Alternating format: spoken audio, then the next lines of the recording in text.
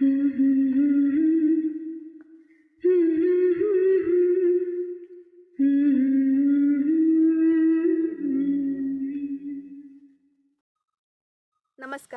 मी प्रियांका अच्युत तेंडोलकर तुमचं सगळ्यांचं स्वागत करते पिहू बोले या माझ्या यूट्यूब चॅनलमध्ये. मनका रेडिओचा आज पहिलाच एपिसोड असल्याने माझ्या हृदयाच्या अत्यंत जवळ असलेला विषय मी आज त्याच्यासाठी निवडलेला आहे. तर माझ्या मनाच्या रेडिओवर मोस्ट ऑफ द टाईम जो प्रोग्राम चालू असतो तो म्हणजे कृष्ण कृष्ण आणि कृष्ण. मी कोणतंही प्रवचन किंवा उपदेश देणार नाही आहे, जस्ट एक थॉट आहे जो तुमच्याशी शेअर करावासा वाटला. मला नेहमीच कृष्णाविषयी बोलायला, त्याच्याविषयी लिहायला, त्याचं चित्र रेखाटायला आणि अजून जाणून घ्यायला फार आवडतं. एखादं जर कृष्णाचं मी चित्र पाहिलं तर मी त्याच्यात हरवून जाते. तर एक दिवस असंच एक चित्र पाहताना जे विचार माझ्या मनात आले ते मला तुमच्यासमोर मांडावेसे वाटले. ते चित्र आपण सर्वांनीच पाहिलं असेल की कृष्णाने गोवर्धन पर्वत आपल्या करंगळीवर उचलून धरलेला आहे. आजूबाजूला फार मोठं वादळ चालू आहे आणि काही गोपाळ त्याच्या भोवती जमलेले आहेत आणि एवढं मोठं वादळ चालू असूनही ते कृष्णाची बासरी ऐकण्यात तल्लीन झालेले आहेत. मी हे जेव्हा चित्र पाहिलं तेव्हा मला त्या गोपाळांमध्ये माझा स्वतःचा आणि माझ्या ओळखीच्या इतर व्यक्तींचा चेहरा दिसायला लागला. हे वादळ जे आहे ते काही स्वकीयांमुळे, परकीयांमुळे, जाणून बुजून किंवा अनावधानाने निर्माण झालेले कलह किंवा काही अप्रिय घटना यांचं स्वरूप वाटलं.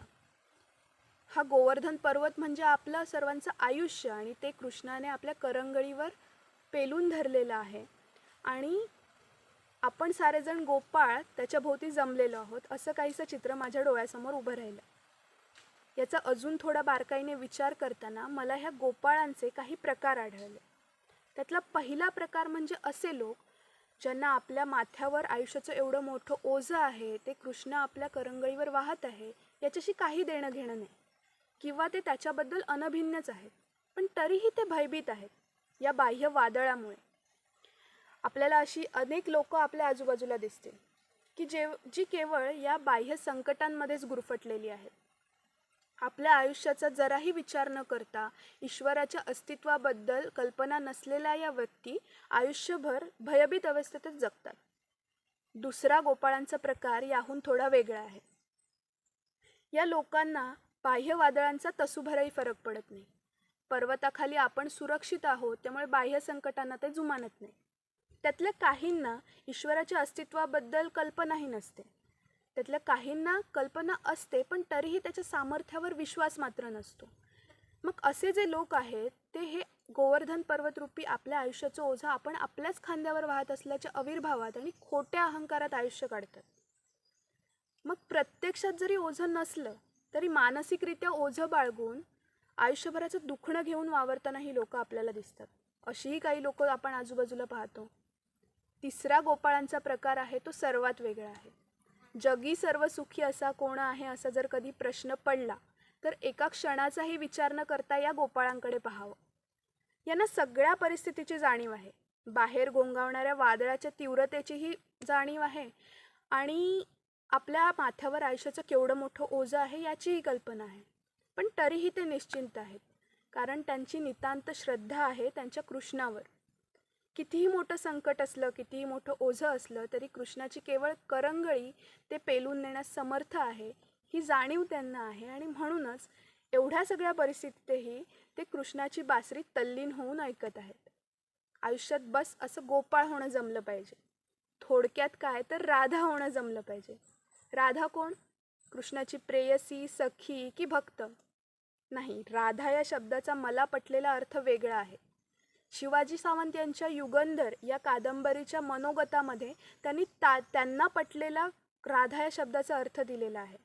त्यांच्या मते राधा हा एक जोड शब्द आहे. त्यातला राचा अर्थ मिळो किंवा लाभो असा आहे आणि धाचा अर्थ मोक्ष किंवा जीवनमुक्ती.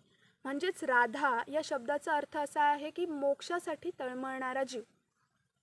ही जेव्हा व्याख्या माझ्या वाचनात आली तेव्हा कृष्णाभोवती जमलेला तो प्रत्येक जीव जो संसारात असूनही अलिप्त आहे किंवा सगळी कर्तव्य पार पाडूनही तो त्याचं श्रेय केवळ भगवंताला देतो, स्वतः अहंकार बाळगत नाही, भवसागराच्या अगदी मध्यावर असूनही तो पूर्णपणे कोरडा आहे.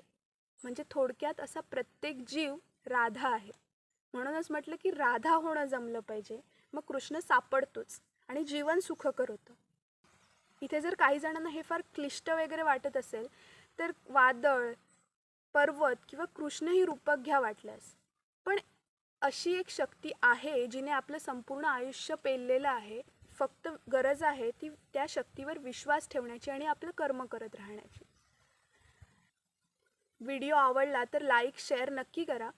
पण त्याचबरोबर माझ्या या विचारांवर तुमचं काय मत आहे ते जाणून घ्यायला मला फार आवडेल. त्यामुळे कमेंट नक्की करा. चॅनलला सबस्क्राईब केलं नसेल तर सबस्क्राईबही करा. पुढच्या आठवड्यात आपण भेटू एक नवीन विषय घेऊन. धन्यवाद.